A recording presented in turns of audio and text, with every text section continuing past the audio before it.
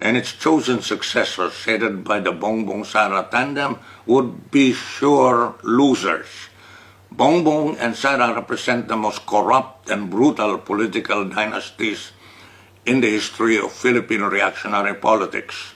Their claims to being winners by virtue of paid, slanted opinion poll surveys, social media troll armies, and use of state and corporate media have been proven to be false by the far larger and more enthusiastic mass rallies being mobilized by the Isa-Sambayan Alliance behind the opposition candidates led by the Robredo-Pangilinan tandem.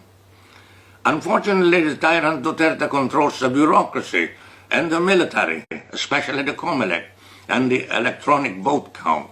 He will do everything in his power in order to rig the 2022 elections and make his successors winners through fraud and terrorism. He's worried to death that if the opposition wins, he would be arrested and brought to trial before the International Criminal Court for his crimes against humanity. He's also afraid that the new government will prosecute and try him for plunder. At the same time, the revolutionary movement has promised to the people that they will go after Duterte and his ruling clique for engaging in mass murder and plunder.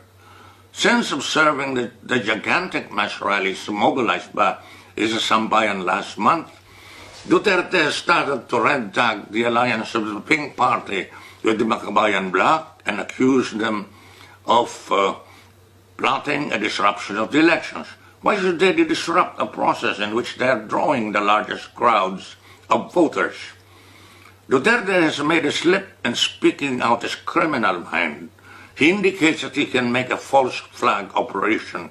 He has also announced that he wants a seamless transfer of power, obviously to his chosen successors. This indicates that any time he can declare martial law and rig the elections in order to install his chosen successors in power. There is certainly, or at least a high probability, that Duterte will cheat or rig the 2022 elections, unless his U.S. imperialist masters would decide to disbelieve his assurance that his successors will be able to continue the dirty work of finishing off the armed revolution, openly chunk him and his crew for having already destabilized the ruling system and allowed the opposition to have their electoral victory, as in 1986, when Marcos could not take advantage of his electoral cheating. But why should Bayan participate in the 2022 elections if Duterte will be able to use his power to rig the elections, and there is yet no certainty that he can be thwarted beforehand or after the rigging, as in 1986. If you do not participate, and others also do not participate in the elections, then how can you arouse, organize, and mobilize the millions of people to prove, even before election day, that the topmost successors of Duterte are already discredited, isolated, and sure losers in the elections?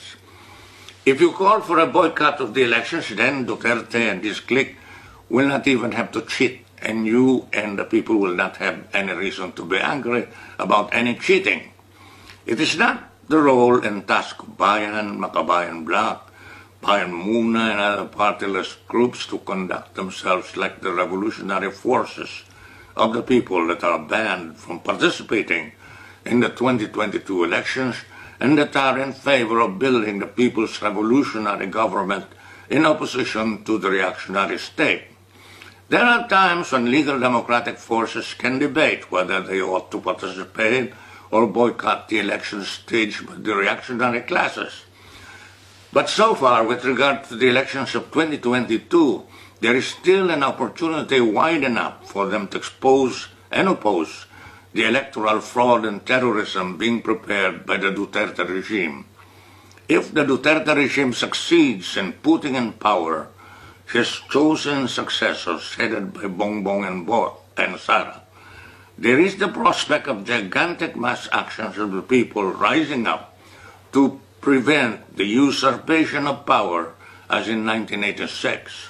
But it is also possible this may not arise as quickly as in February 1986, because Duterte has already threatened to make a seamless transfer of power by declaring martial law in order to suppress the people and opposition forces through mass arrest, exemplary killings, censorship, confiscations, and other foul acts. In that case, the alternative for the people is to resist in ways similar to those of the people who have dedicated themselves to the armed revolution. And suddenly, the People's Democratic Revolution, through protracted People's War, will become stronger because of the grave political and economic crisis of the ruling system. As the dominant power in the Philippines, U.S. imperialism will have to weigh whether to believe that the Marcos Duterte tandem will be able to continue successfully the brutal campaign of anti-communist oppression, or let the Robredo-Pangilinan tandem take power and try to stabilize the situation as Cory Aquino did in 1986.